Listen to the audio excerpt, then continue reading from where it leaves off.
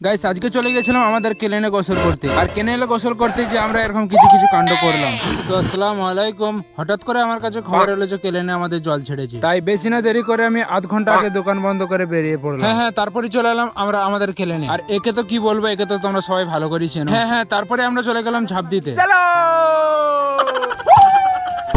আর এখানে গাড়ি সার্ভিসিং করা হয়। যদি কারো গাড়ি সার্ভিসিং করার ইচ্ছা থাকে তো 1000 টাকা করে নিয়ে চলে আসবে। তারপর আমিও আমার ছোট ছোট চুলগুলোতে 2 টাকার শ্যাম্পু লাগিয়ে দিলাম। আর যদি কারো ভালো হেয়ার অয়েলের নাম জানা থাকে তো আমাকে কমেন্ট করে বলে যাবে, কারণ আমার চুলগুলো অনেক কালার নষ্ট হয়ে গেছে। তারপরে আমি একটা হালকা করে ডুব দিয়ে একটা মাছ তুলে নিয়ে চলে এলাম, কারণ মাছ পোড়ানো খেতে সেই লাগে একদম। তো চলো বেশি না সময় নষ্ট করে মাছটাকে পুড়িয়ে খাওয়া যায়। আর আমাদের ছিল স্পেশাল রাঁধুনি মিস্টার আলামিন ওয়াইটি। তারপরে আমার মাথায় চিন্তা হলো আমার সাইকেলটাকে গোসল করাতে হবে, কারণ সাইকেলটার গা থেকে অনেক পচা পচা গন্ধ বেরোচ্ছে। তাই দেরি না করে নামিয়ে দিলাম জলে। আর জলে নামানোর পরে জানতে পারলাম সাইকেলটা নাকি সাঁতার কাটতে জানে না। তো কি আর করা যাবে, আমাকে তুলে আনতে হবে, কারণ আমি সাইকেলটা নিয়ে বাড়ি যাবো। আর সাইকেলটাকে যেভাবে পানিতে ডুবানো হয়েছে হয়তো আর 1 বছর গা থেকে ওর গন্ধ বেরোবে না। তারপরে আমি কষ্ট মষ্ট করে একটু পাড়ে তুলে দিলাম সাইকেলটা। তখনই ঠিক দেখতে পেলাম এরকম একটা ছেলে পানির নিচে গিয়ে ভিডিও বানাচ্ছে। তো চলো বেশি না দেরি করে মাছটাকে খাওয়া যাক। আর মাছটাকে পুড়ানোর পর যে এতটাই স্বাদ লাগলো কি বলবো তোমাদেরকে। আর মাছ পোড়ানো যদি কারো খাওয়ার ইচ্ছা থাকে তো আমাদের কাছে চলে আসো, আমরা দেখিয়ে দেবো কিভাবে মাছ পুড়িয়ে খেতে হয়। গাইস আমরা মাছ পোড়ানো খেতে খেতে বাড়ি যাও, তোমরা ভিডিওটা লাইক করো।